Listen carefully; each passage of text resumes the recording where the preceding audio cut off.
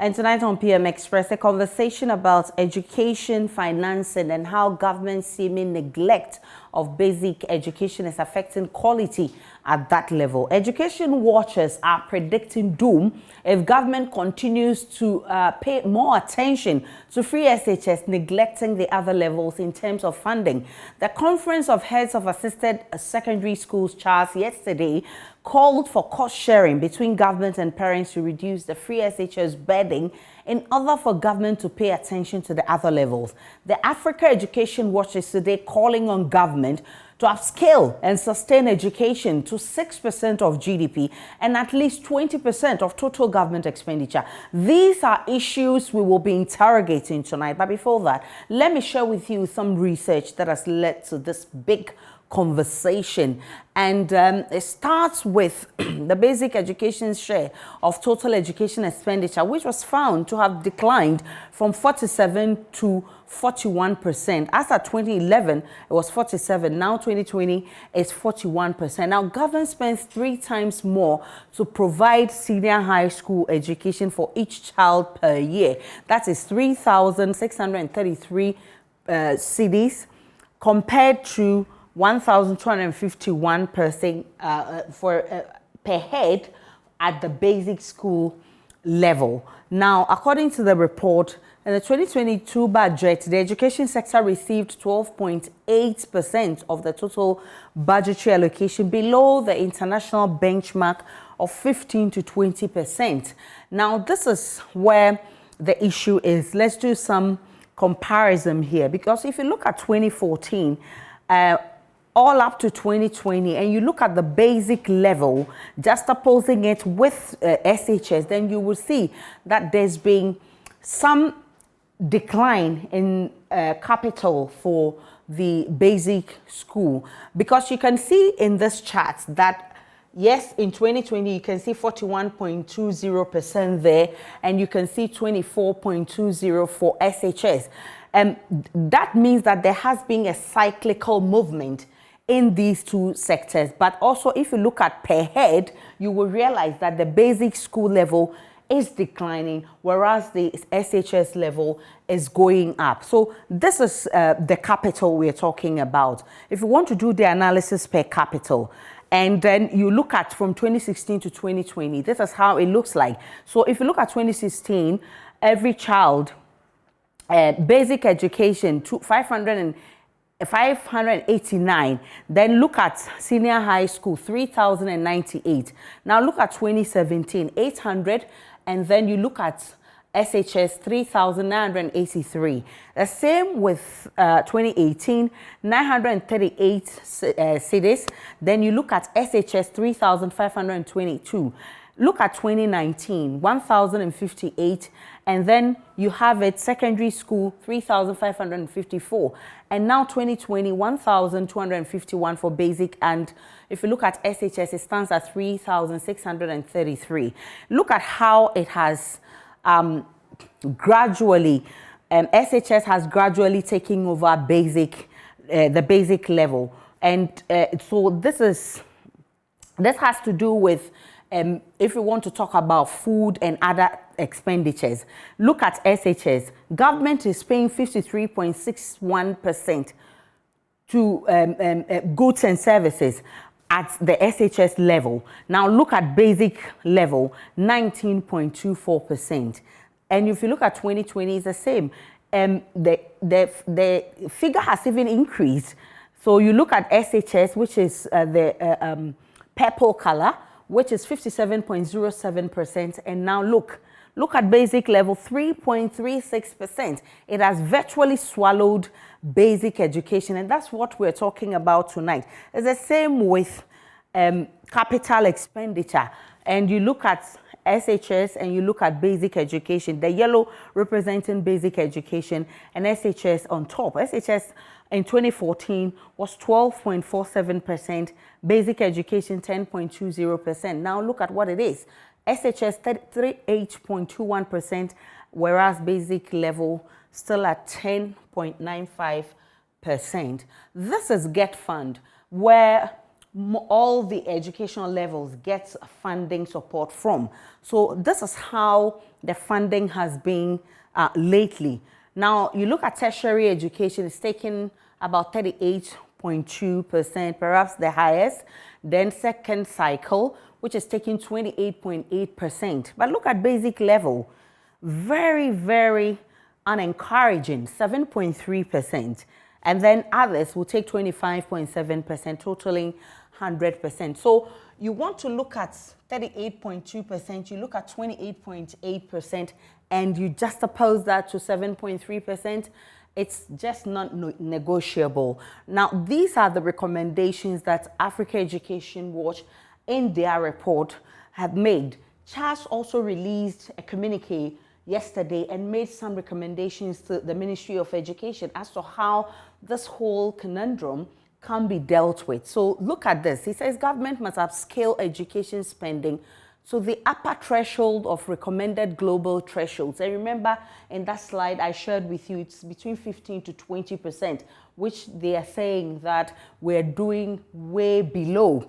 If you look at the leverage, it says leverage existing GSS data on household expenditure to develop targeting system that enables the average to reach households to pay for feeding in SHS, while the poorest receive even more support to remove existing financial barriers in funding their school prospectus. So they're talking about something like a mechanism, like how it is calculated for the LEAP service. Now, government must build tax infrastructure, broaden the tax base to support fairer property taxes, fight tax evasion, and implement a tax exemptions bill already passed by Parliament. The Ministry of Education must promote efficiency in education spending within the various agencies and the ministry. So those are some of the recommendations in there. And just in a communique that was issued by CHAS, they also recommended cost sharing between parents and government so that the burden on government in terms of the free SHS funding will be reduced. How much are we pumping into free SHS? This is a conversation we are going to have after this break. Tonight, I've been joined by Kofi Asare. He's Executive Director, Africa Education Watch. He's in the studio with me. Clement Apak is Deputy Ranking Member, Parliament's Education Committee. Kwesi Kwate, who is spokesperson for the Ministry of Education, will be joining us. And Dr. Alex Ampabin, Fiscal Policy Advisor at Oxfam International Ghana. He also took part in this research. He's also joining us for this conversation. Let's have a conversation after this break.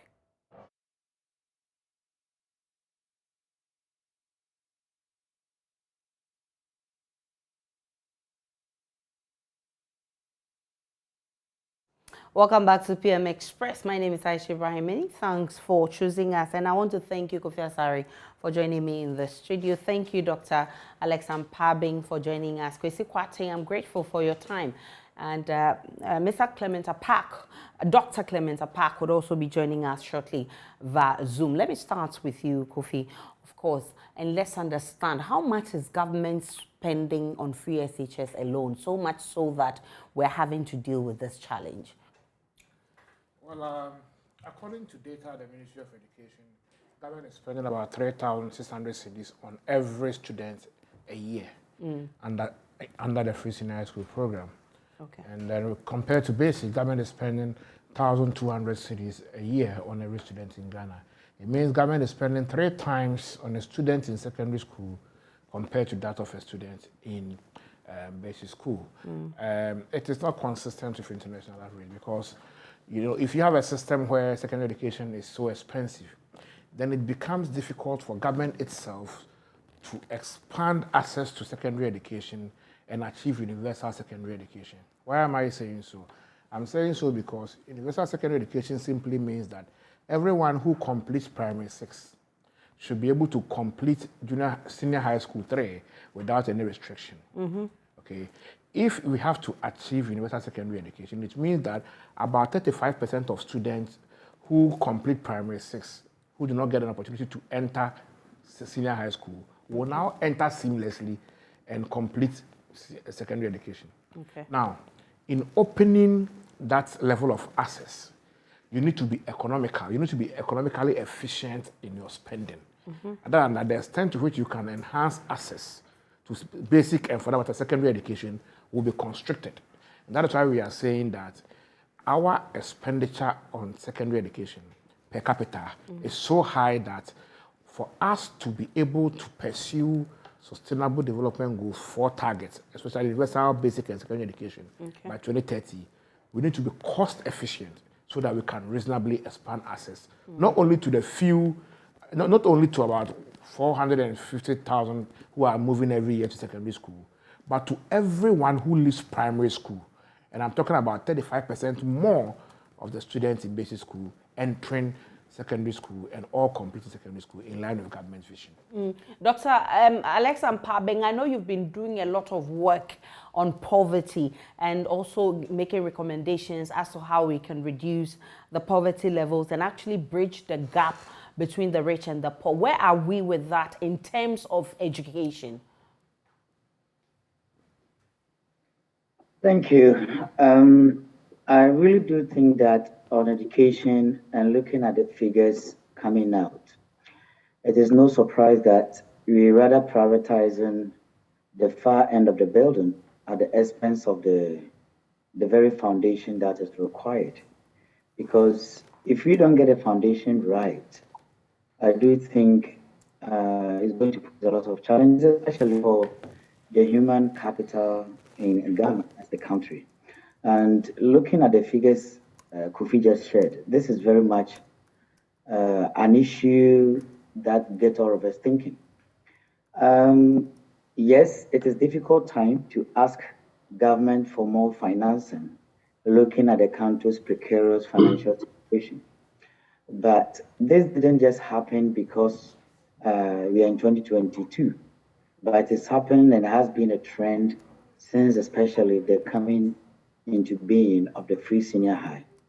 This is not to say we are against the free senior high. Obviously, Oxfam being an organization that supports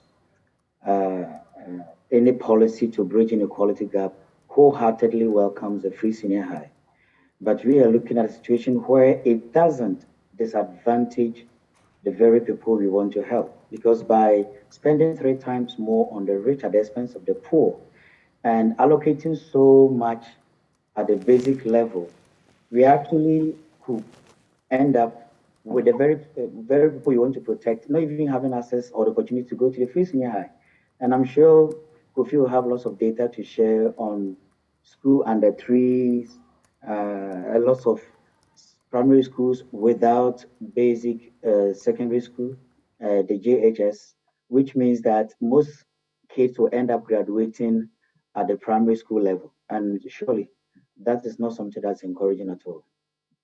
Well, Kofi, you have tried to link the decline in funding to the quality of education, especially at the basic level. I want you to share with me what your findings were in this regard and why the quality is declining.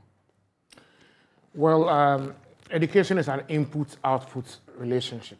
The quality of your input, including, of course, supervision, determines to a large extent the quality of your output. Okay. And so if you invest little and you monitor or supervise, poorly, obviously you churn out, low quality. According to UNICEF, for instance, only 7% of children in grade 3, can read grade appropriate text well in Ghana. So only 7% of children in grade 3 can read as expected of a grade 3 child in Ghana. It tells you that there are critical foundational issues. Now, these issues, are a reflection of declining investment in basic education. There is no doubt about that. And let me explain to you why. In 2011, for instance, we were committing close to about half of the education budget. Close to about half of the education budget to basic education, about 47%.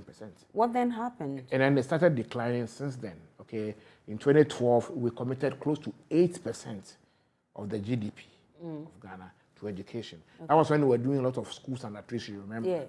Then it started declining. Today, basic education is receiving 41%. That's declined, But the number of pupils has increased, in line with population growth and the demand for education. Now, if you look at the basic input indicators at the school level, Yeah. we have huge infrastructural deficits. If the classroom environment is not interesting, children will not be happy to learn. 40% of children in basic schools do not have access to desks. According to the Ministry of Education, that is not our data. You understand?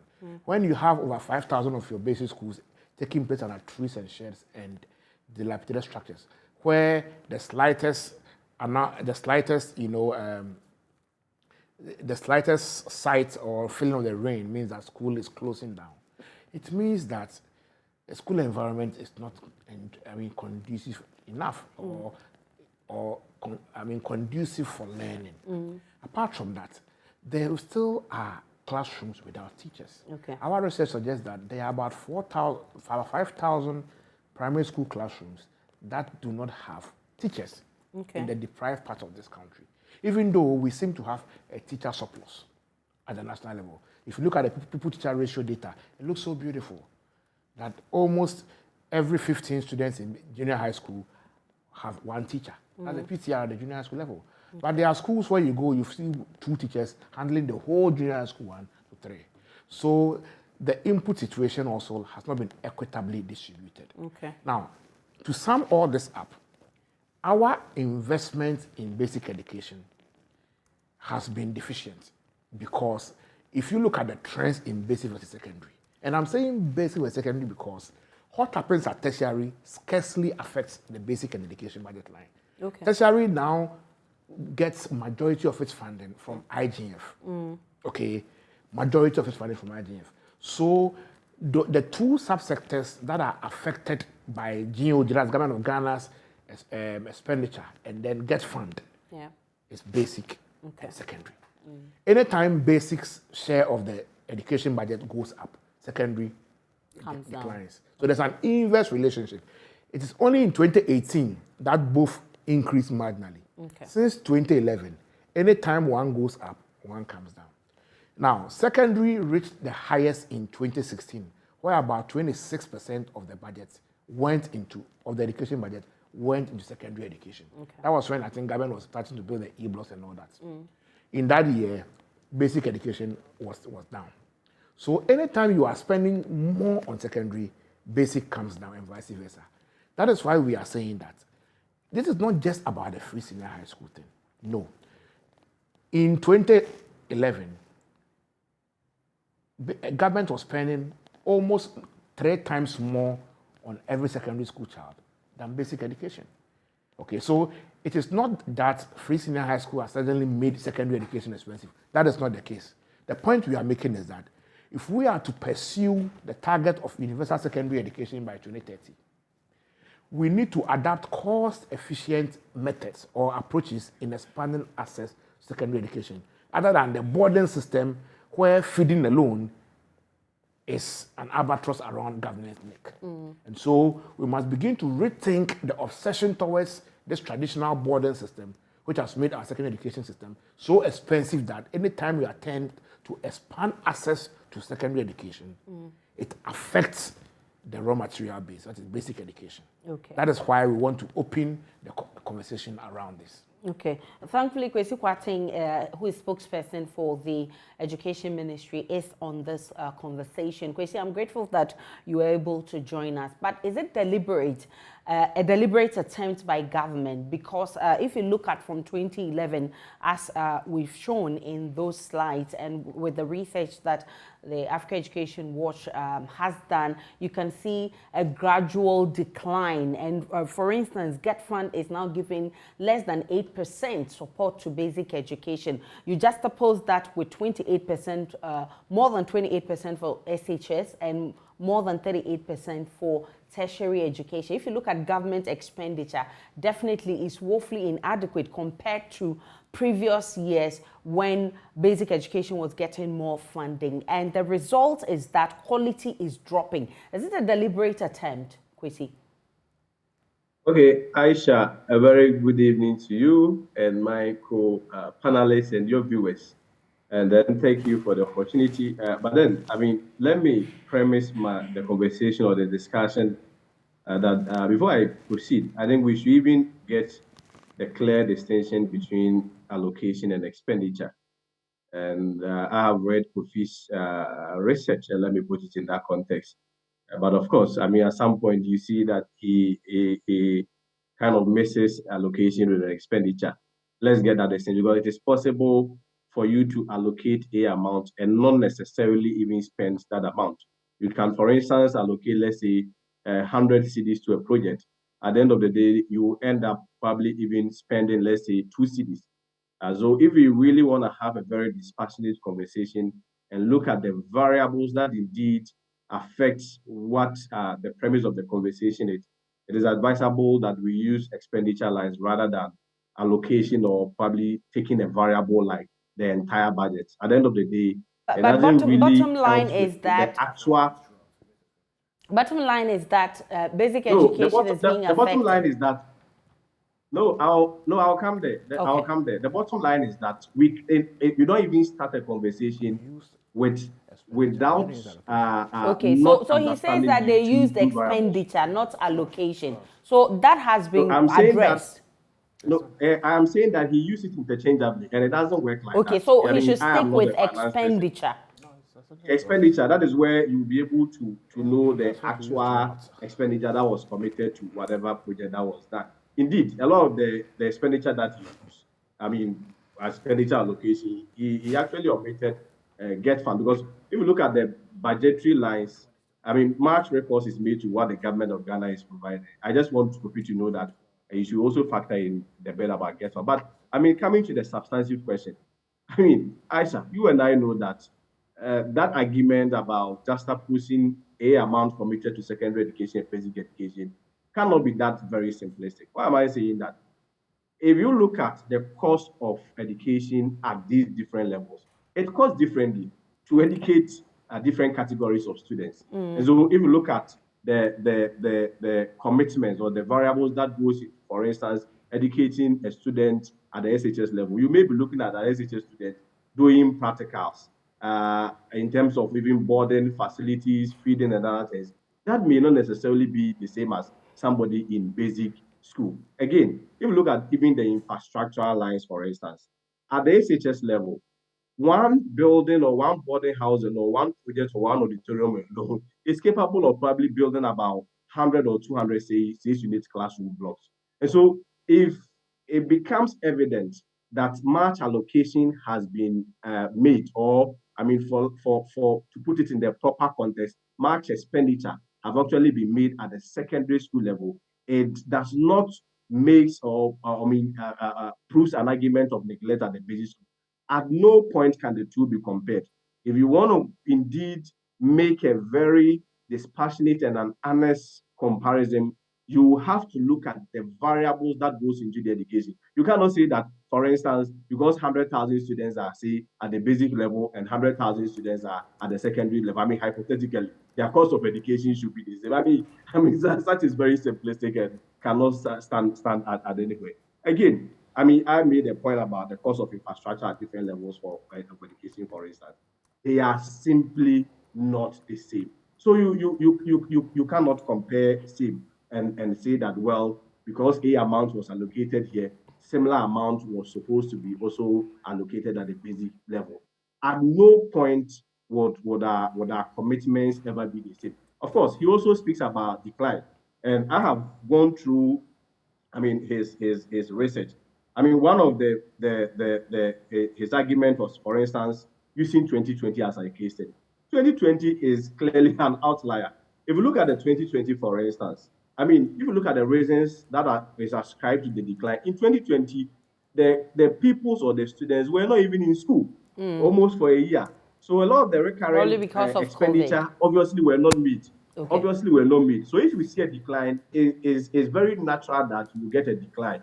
So I mean, for a full year, you are seeing students staying in the house. What it means is that in terms of their feeding, you are not probably taking care of other recurrent expenditures that you probably may be doing at the schools. They are not doing that. So clearly, reasonably, you expect that there will be a decline.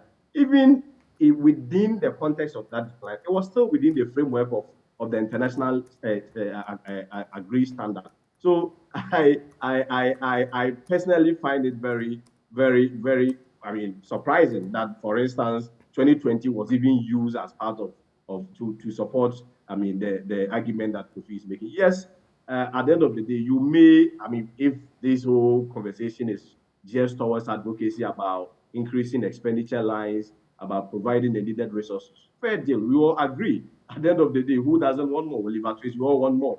At every level of education, none should be neglected. But to try to juxtapose how do you call it, the SHS level to the basic level, and then say that one is receiving more and one is not receiving more, it's so simplistic and cannot be sustained, especially when you look at the detailed variables that goes into the cost of educating different categories of students. For instance, if you look at tertiary, for instance, if you look at, for instance, educating a pharmacy student, you cannot compare the same to, let's say, educating somebody in class one. And based on that, you say that much resources was allocated to educating a doctor or pharmacist. And for that matter, you conclude by saying that, well, government has neglected, let's say, tertiary, or government has neglected basic schools at the altar of tertiary. Who does such an analogy? We need to understand the component variables before we come to such conclusions. And again, when it is also, once again, advised that when you are making some of these conversations, you don't take the budget as a whole. If you take the budget, you mix the actual amount that was really used. So much reference should be made to the actual expenditure. How much was the expenditure that was made? To how many category of people? Percentage of A amount. What was the total amount of that percentage that you are comparing to? We should be getting some of these basic facts before we should be able to know that indeed this place is neglected at the altar of this. Indeed, Ayisha, I'm landing. For instance, if you go to the get fund securitization, for instance, as a major priority, at the secondary level, because of infrastructure, largely also occasioned by double track, was a major priority. It followed with a second trench, which, as part of the agreement, much of the focus was supposed to go to tertiary education. And then the third trench supposed to go to basic education. So, for instance, if we are receiving the third trench and the third trench, you see probably much allocation for Kofi's own words or much expenditure at the basic level. Will it be also fair to say that secondary or tertiary has been neglected? Let's look at it within the proper context, the proper perspective, and then I'm sure we should be able to make some headway. But frankly, do you agree that the free SHS actually is burdening? It's putting a huge burden on government. I remember there was a conversation about whether you should encourage parents to share costs. Let me read a communique that was issued just yesterday by Charles. And one of the recommendations it gave was that they want a sharing of cost between government and parents. So it says that this will help relieve the burden on government in terms of cost of education at the free SHS level. Are you still arguing that there's no burden on government, and the reason why this is affecting the basic level? Since when did this burden became evident? Because free SHS. So let me put it in this perspective. If you premise the whole conversation about burden on the challenges that we have within the education space, then I remind you that a lot of these challenges have been systemic. Even before the education free SHS, we had almost some of these challenges, almost systemic or recurring. Let's look at issues of food. Before free SHS, there were issues or challenges of food. Before free SHS, there were challenges of accommodation. Before free SHS, you may also have even challenges with books and what have you. But parents were paying. It wasn't solely the work of government. For instance, there were times that you could share costs to parents to say that we're we're building assembly hall for this secondary school. We need parents to contribute. Now that burden is borne by government solely. Ayisha, is the conversation now that if parents start paying, all of a sudden every challenge within the education space will be solved? I'm sure that is not the logic. I'm not sure that's what all these people are saying. That's not what Charles is saying. And I'm not sure that's what Africa Education Watch is saying. Yes, so issues about burden. That's what I'm saying, that if burdens are premised, the whole argument about burden is premised on the fact that there are challenges. Then I remind you that these challenges even existed or predated free SHS. As a government and as a ministry, our responsibility is to be able to deal with those challenges. Okay. I mean, recently, look at the challenges that we had within our food supply chain, for instance, largely occasioned by inflationary pressures. I mean, it is an evidence that within this country and all over the world, inflation has surged. And even though you may have your suppliers probably be on standby to supply the food to the various schools, this time around, they are saying that they are unwilling. Because by the time they supply and at the time they get their monies, you realize that their monies will devalue. So that's where the Minister for Education really have to intervene and say that, no, look, there have to be some emergency responses. There have to be some front payment. We also have to liaise with some banks who may also have to come in, pay the suppliers on time, whilst later government reimburses them. These are all proactive steps that have been used to mitigate some of the challenges that we had. So yes, the challenges may be there, but if you want to take the challenges based on the facts that they present, it is also fair to look at the solutions that has been preferred to the challenges and ask the fundamental question whether or not those solutions have been able to remedy the situation. Yes, within that proper, broader conversation about whether or not we may want to, if this whole conversation ends in whether or not we may be looking at the reviewing the free SHS, especially within the component of whether or not we are allowing parents to bear A course or B course. The president has made it clear. He is the policy owner. The Minister for Education implements the policies. The president has made it clear that with regards to such a review, it's not going to be possible. And Kwasi is beyond my pay scale to actually allude to any other contrary view, as has the president actually said. But the facts are clear. The facts show that there are indeed challenges. These challenges have been systemic. It predates free SHS. When the challenges are there, as leadership, we ought to solve them. And that is what we have been doing. Solutions have been professed. Solutions are actually working. So you cannot look at those basic challenges and say that all of a sudden parents will start. But indeed, to sustain that logic, other school of thought has also argued that in these trying economic times, is that not even the more reason why government should push in parents by helping them with payment of tuition, providing free food, and what have you? So you have to look at the argument from all other views. And finally, if you look at this conversation, it depends on where you look at it. Yes, we may be expending more. And it depends on how you look at it, whether the expenditure is really seen as an investment or as an expenditure to the state. So within that broader perspective, you may be able to, conclude whether or not there is something that we will reap as a country, especially at a time where the Minister for Education has been talking about education transformation or education being the pivot of transforming our socioeconomic development. I'm not sure this is really the critical time where we may also be looking at burdening parents. Let's always remind ourselves that previously, you had an excess of 100,000 students that passed the BEC, but could not, move to secondary schools. So essentially, we are in a 6 year by of now. Cumulatively, we are looking at about 500 to 600,000 students that would have been denied access to, secondary education. And what it essentially means is that it's surely going to have a toll on our socioeconomic transformation as a country, because as soon as you get your gross tertiary enrollment ratio, and the gross tertiary enrollment clearly is picked from the secondary schools, because these are the students that progresses to the tertiary level. As soon as they reduce, what it means is that you are going to have a challenge achieving your gross tertiary enrollment ratio up to 40%. Currently, we are 21. And if we want to decline at that level, what it means is that we are never going to achieve socioeconomic transformation. So yes, we may be having some expenditure, but it is simplistic to say that because the expenditure is higher there, it shows or proves a neglect of other levels. What probably the advocacy should be is that let's also commit more, and not necessarily to advance an argument of neglect, because there are variables that goes into the course of education at the respective categories. Okay, Kofi, so earlier, Kwesi was talking about the fact that even 2020, these children were not in school. And so, I mean, that argument that there was no allocation or expenditure and what have you shouldn't have been on the table. Let's look at the variables that played out here year on year, especially in 2020, where we knew that COVID had set in and we knew that, I mean, everybody was at home.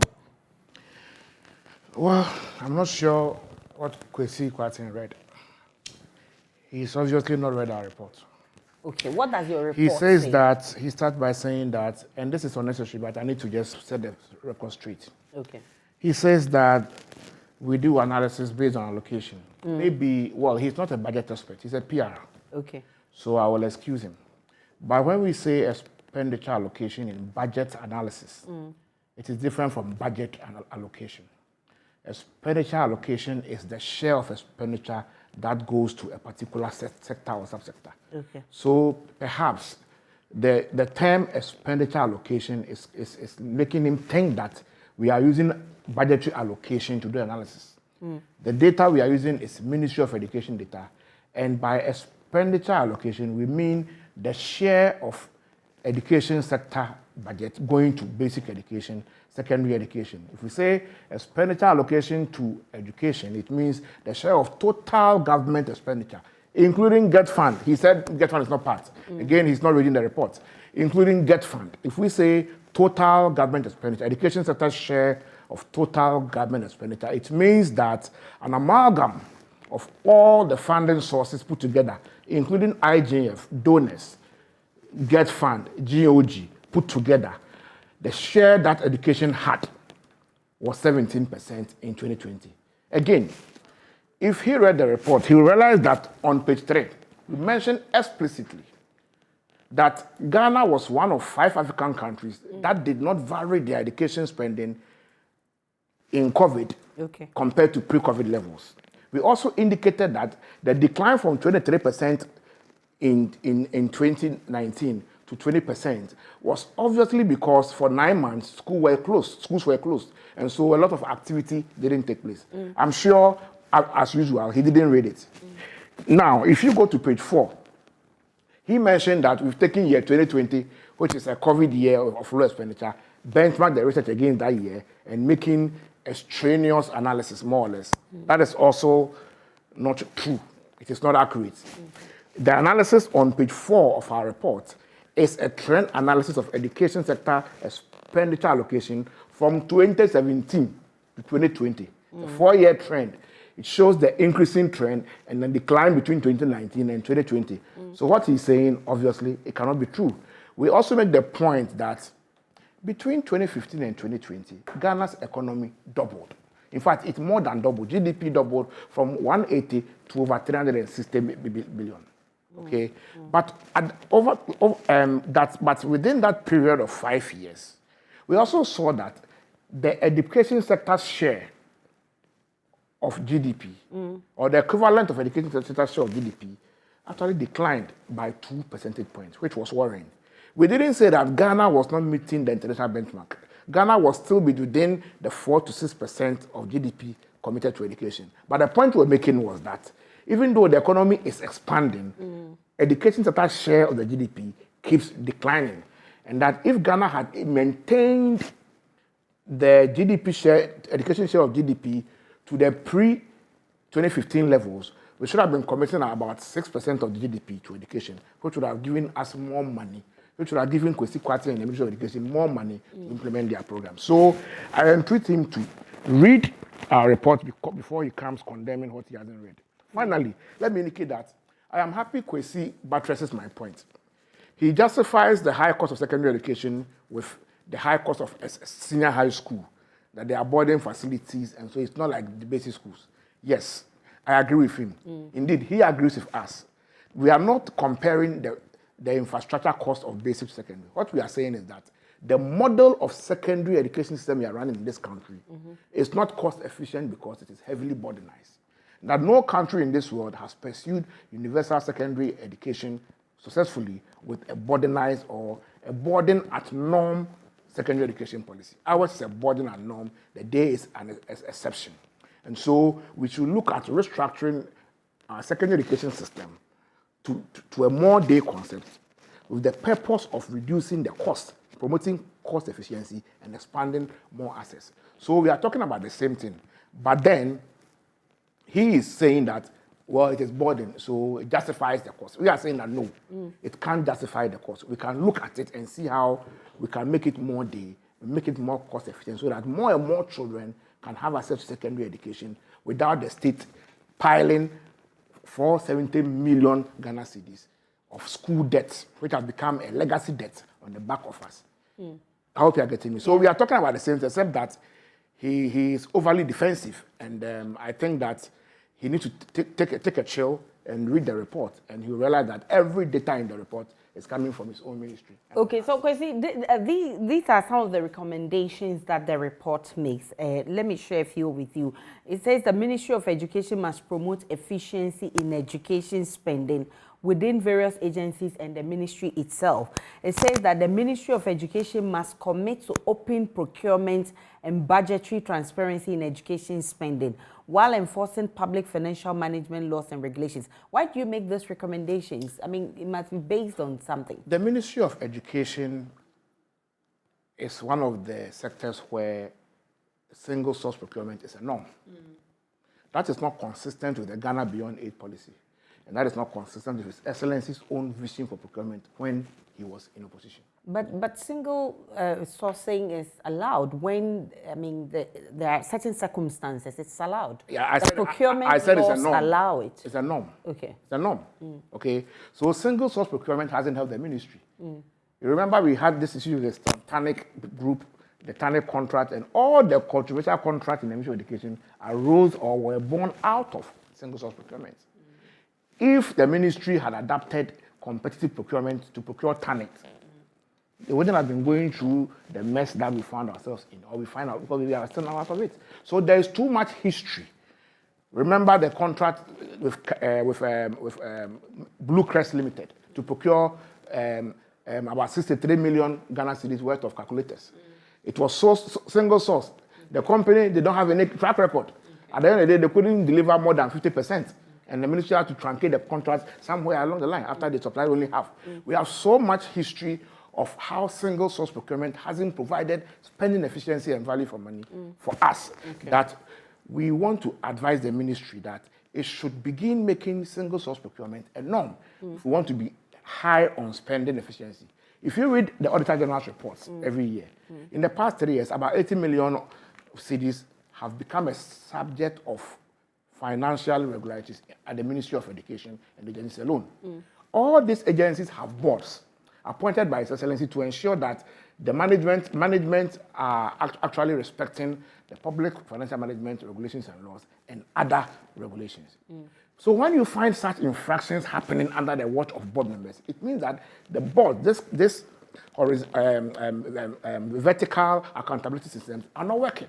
And so the ministry needs to strengthen the oversight of boards, hold them accountable, okay, to the delivery of their agencies, so that we can punish board members, sanction them, or not appoint them further to other boards when they supervise such administrative and financial. One other thing it says the Minister of Finance, must take steps to uncap the GET fund and ensure that's Ministry of Finance. But are these recommendations that the Ministry of Education is willing to take on board to better the situation?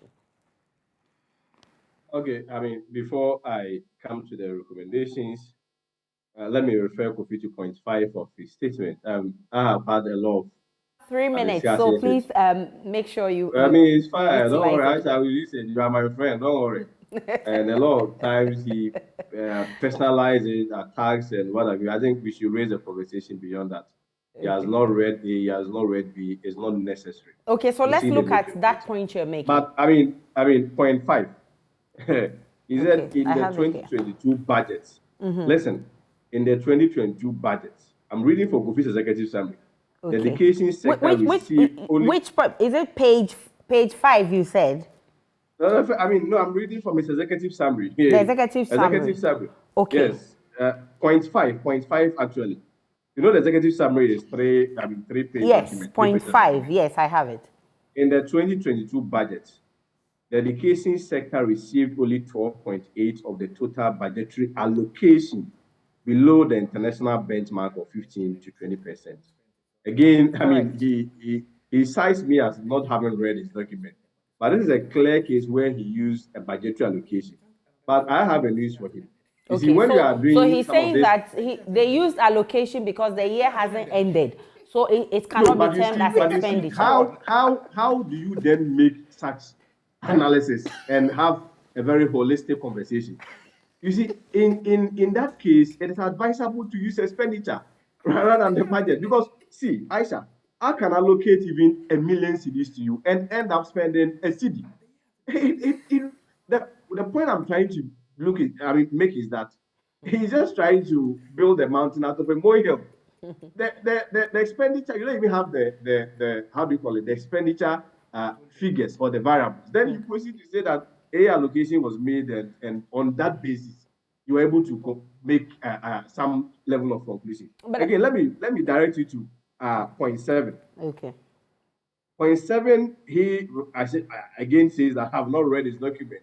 Okay. Basic education share of total education expenditure has declined from 47% in 2011 to 41% in 2020. Yeah. This again he's using to support his claim of decline in budgetary allocation, or for this one, we prefer to be used expenditure. He used expenditure. But look, he used expenditure. But even whichever way, whether expenditure, let me refer to the expenditure. Okay. You cannot use that because 2020, you cannot use that to support your argument. Okay. 2020 cannot be used. Right. That point has been made. But for the sake of time, are these recommendations something you're willing to work with? On the issues of his recommendations, we are a ministry that listens. Okay. We are a ministry that accepts criticisms, especially when they are constructive ones. Right. We are a ministry that, our arms are open for all recommendations. Okay. His recommendations he duly acknowledged. Of course, the Minister for Education and his team will look at it. All consequential and incidental outcomes or decisions will be made. But especially recommendations which is premised on deductions and analysis, that is, from the start faulty. Well, that's why the document is available to you. So definitely you scrutinize it and make use of the parts that you think are constructive. But let me give Dr. Mpabing 1 minute to wrap it up for me. How do you want us to strike the balance between the poor and the rich in terms of education? Thanks, Ayisha. I think your two gentlemen didn't really allow me to have much as they have each other's throat. Anyway, that's allowed. That's the beauty of it. Right. I think we are actually losing sight of the fact of why we are here, which is about getting a decent allocation in terms of budget or expenditure allocation to take more schools under trees and to make sure that the foundation is right. Because pre-senior high will only be effective if the basic is well prepared. Right. Without having a very solid basic school, the pre-senior high will be meaningless.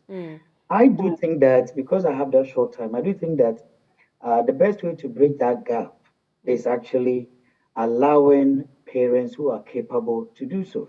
Right. To contribute. How do you determine that? I'm great. Yes. And if you give me a second, I will do that. You see, we are able to determine who gets LEAP, don't we? What data do we use to do that? Clearly, I think the Ghana Statistical Service should be able to furnish us with data to assess who has the capacity to pay. Okay. By making it universal, totally, we are rather promoting inequality. And I do think we need to free the fiscal space, and the best way to do that is to start a means testing system. Indonesia does it. They are in the same informal system as we are. We can do it.